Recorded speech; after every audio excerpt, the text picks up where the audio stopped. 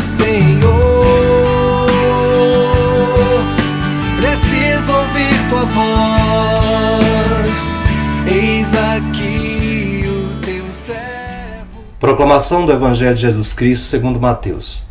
Naquele tempo, disse Jesus aos seus discípulos esta parábola: o reino dos céus é como a história das 10 jovens que pegaram suas lâmpadas de óleo e saíram ao encontro do noivo. 5 delas eram imprevidentes e as outras 5 eram previdentes. As imprevidentes pegaram as suas lâmpadas, mas não levaram óleo consigo. As previdentes, porém, levaram vasilhas com óleo junto com as lâmpadas. O noivo estava demorando e todas elas acabaram cochilando e dormindo. No meio da noite ouviu-se um grito: o noivo está chegando, ide ao seu encontro. Então as 10 jovens se levantaram e prepararam as lâmpadas. As imprevidentes disseram às previdentes: dai-nos um pouco de óleo, porque nossas lâmpadas estão se apagando. As previdentes responderam: de modo algum, porque o óleo pode ser insuficiente para nós e para vós. É melhor irdes comprar aos vendedores. Enquanto elas foram comprar óleo, o noivo chegou, e as que estavam preparadas entraram com ele para a festa de casamento. E a porta se fechou. Por fim, chegaram também as outras jovens e disseram: Senhor, Senhor, abre-nos a porta. Ele, porém, respondeu: em verdade eu vos digo, não vos conheço. Portanto, ficai vigiando, pois não sabeis qual será o dia nem a hora. Palavra da salvação. Bom, minha gente, mais uma vez estamos juntos ao redor da palavra de Deus. O Senhor nos fala no capítulo 25, é o comecinho do capítulo 25 de São Mateus. É importante notar isso por quê? Porque o capítulo 25 de São Mateus fala sobre o juízo final. E é justamente à luz do juízo final que a gente precisa ler essa parábola. A parábola, ela lembra muito das bodas nupciais do Cordeiro, ou seja, do casamento entre Cristo e sua igreja. Assim como a gente pode entender a parábola do joio e do trigo, não é?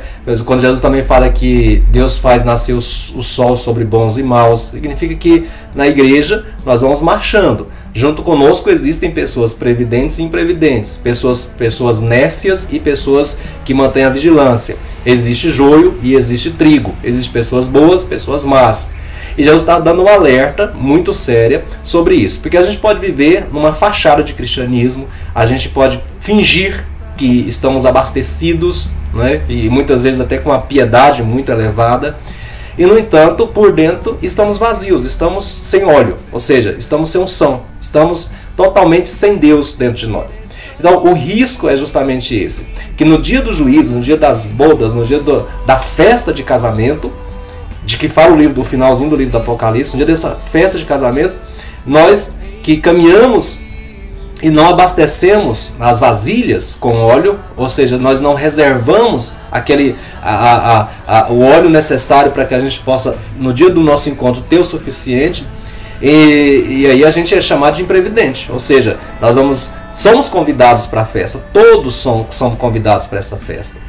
Só que aí o relevo está justamente nas virgens imprevidentes. Essas virgens imprevidentes, elas são o quê? São pessoas que foram convidadas, estiveram à porta, mas recebem uma das sentenças mais duras que a Bíblia pode dar para alguém, que é justamente isso aqui: eu não vos conheço. Não vos conheço. Conhecer na Bíblia tem um sentido afetivo, não é? Quase que de intimidade. E quando o Senhor diz não vos conheço, quer dizer, você fica por lá de fora, você não entra, não é? A porta está fechada para você, ou seja, o paraíso não é teu lugar. Isso seria uma coisa terrível, uma tragédia, não é? Para nós chegar no dia lá e nós sermos postos para fora porque nós não temos o óleo, ou seja, nós não temos Deus dentro de nós. Presta atenção nisso, que no versículo 13 do capítulo 25 diz assim: portanto, ficai vigiando, pois não sabeis qual será o dia nem a hora.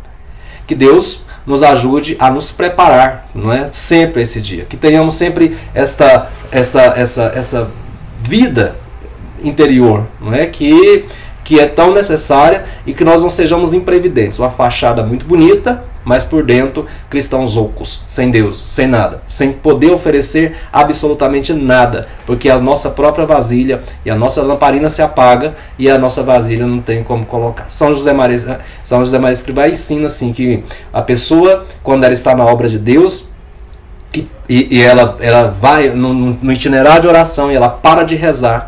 Primeiro ela vive das reservas e depois ela vive da mentira. Não é? Ela vive do fingimento. Ela finge que tem Deus. Isso pode acontecer conosco, com os pregadores, pode acontecer com o leigo, pode acontecer com qualquer ministro da igreja, com qualquer um de nós que dizemos que somos cristãos. Cuidado, não é? Cuidado. Não sabemos o dia nem a hora, e justamente se o capítulo 25 é o capítulo que fala, que trata do dia do juízo, das coisas dos últimos dias, é o que Jesus está querendo alertar para que a gente não alegue ignorância. E falando nisso, hoje, dia de Santo Agostinho, não é? Dia 28 do mês de agosto, festa de Santo Agostinho, exatamente um dia depois que a gente celebra a festa da mãe dele, Santa Mônica, que foi ontem. Então, a gente lembra que Santo Agostinho se converteu e depois nunca mais deixou a vasilha sem óleo, né? Um grande bispo. Os escritos de Santo Agostinho são citados, né? Eu, por exemplo, gosto muito de citar Santo Agostinho, mas são citados para todos os lugares, né? Por muita gente. A gente pede a Santo Agostinho que interceda por nós, nos ajude de verdade a que mantenhamos sempre as lâmpadas acesas, as lâmpadas da vigilância, e que nunca nos falte também aquela porção da reserva que será necessário para os dias da provação. Deus Pai vos dê sua bênção, Deus Filho vos conceda saúde, Deus Espírito Santo vos ilumine, te deixe no colo de Nossa Senhora, e daqui envio a bênção do Deus que é Pai e Filho e Espírito Santo. Amém.